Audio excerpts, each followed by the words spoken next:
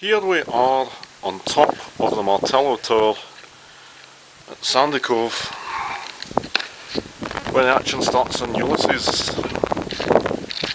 There's Dublin over there, which was known as Kingstown in 1904. Down there is a 40-foot pool, which was a gentleman's bathing place in those days. And there's a castle overlooking Dalkey, or castle or watchtower or whatever. As I say, this is where the action starts in Ulysses.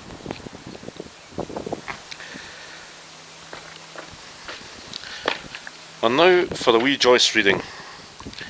Stately, plump Buck Mulligan came from the stairhead, bearing a bowl of lather on which a mirror and razor lay crossed.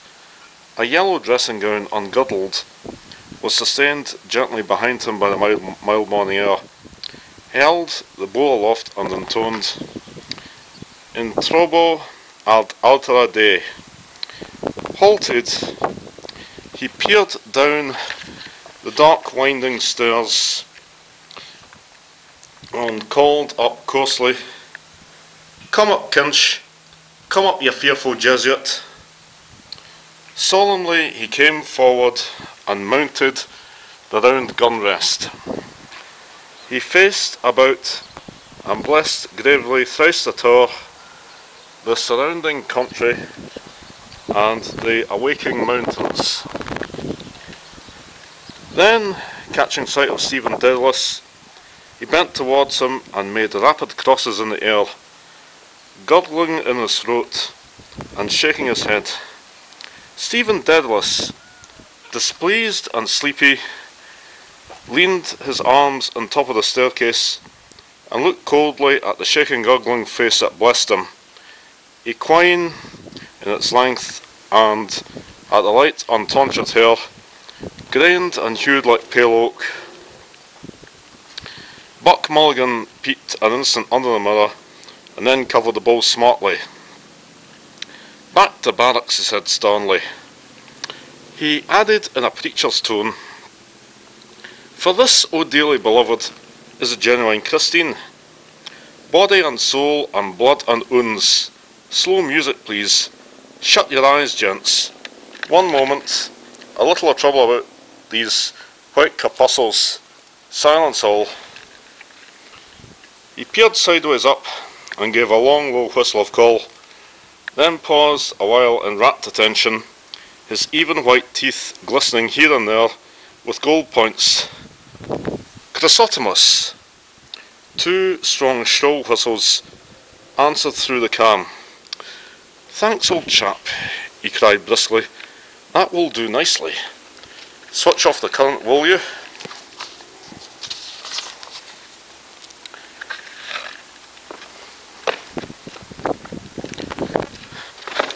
He skipped off the gun rest and looked gravely at his watcher, gathering about his legs the loose folds of his gown.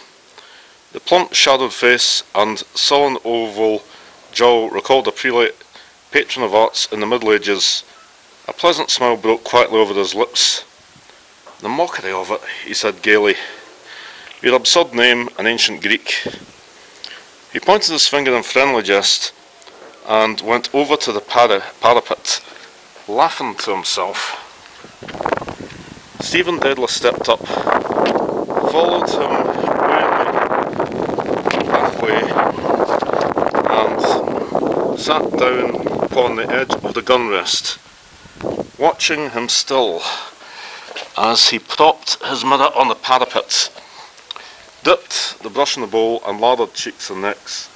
Buck Mulligan's gay voice went on, "My name is absurd too, Malachy Mulligan. Two dactyls, but it's a Hellenic ring, hasn't it? Tripping on something like the Buck himself. We must go to Athens. Will you come if I can get the art to fork out 20 quid? He laid the brush aside and, laughing with delight, cried, "Will he come, the Jesuit?" Ceasing, he began to shave with care. "Tell me, Mulligan," Stephen said quietly, Yes, my love. How long is Haynes going to stay on this tower? Buck Mulligan showed a shaven cheek over his right shoulder. God, isn't he dreadful, he said frankly. A ponderous Saxon. He thinks you're not a gentleman. God, these bloody English. Bustling with money and indigestion. Because he comes from Oxford, you know, Daedalus. You have the real Oxford manner. He can't make you out. Oh, my name for you is the best, Kinch the Knifeable. He shaved wearily over his chin. He was raving all night about a Black Panther, Stephen said. Where is the gun case? A woeful lunatic, Mulligan said. Were you in a funk? I was, Stephen said with energy and growing fear. Out here in the dark with a man, I don't know, raving and moaning to himself about shooting a Black Panther. You saved men from drowning. I'm not a hero, however. If he stays on here, I'm off. Buck Mulligan frowned at the ladder in his razor blade. He hopped down from his perch and began to search his trouser pockets hastily. Scuttle, he cried thickly. He came over to the gun rest and thrusting a hand into Stephen's upper pocket said, Lend me a loan of your nose rag to wipe my razor. Stephen suffered him to pull out and hold up by its corner a dirty crumpled handkerchief. Buck Mulligan wiped the razor blade neatly, then gazing over the handkerchief he said, The bard's nose rag. A new art colour for Irish poets, snot green. You can almost taste it, can't you? He mounted the parapet again and gazed out over Dublin Bay, his fair oak pale hair stirring slightly. God, he said quietly, isn't the sea what Algy calls it? A great sweet mother. The snot green sea. The scrotum tightening sea. Epi, oinopa, ponton. Ah, Daedalus, the Greeks, I must teach you. You must read them in original. Thalata, Thalata. She is our great sweet mother. Come and look. Stephen stood up and went over to the parapet. Leaning out, he looked down in the water and on the mail boat, clearing the harbour of Kingstown. Our mighty mother, Buck Mulligan said. He turned abruptly his great searching eyes from the sea to Stephen's face. The aunt thinks you killed your mother, he said. That's why she won't let me have anything to do with you.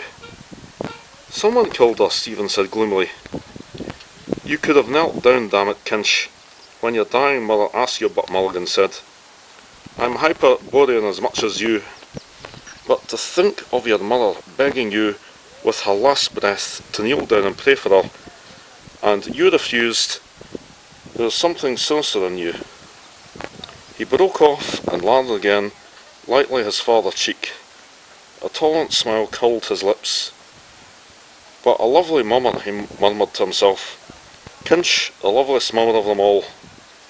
He shaved evenly and with care, in silence, seriously. Stephen, an elbow rested on the jagged granite, leaned his palm against his brow, and gazed at the fraying edge of his shiny black coat sleeve. Pain. That was not yet the pain of love, fretted his heart. Silently, in a dream, she had come to him after her death, her wasted body, within its loose brown graveclothes, giving off an odour of wax and rosewood, her breath that had bent upon him, mute reproachful, a faint odour of wetted ashes. Across the threadbare cuff edge he saw the sea, hailed as a great sweet mother by the well-fed voice beside him. The ring of bay and skyline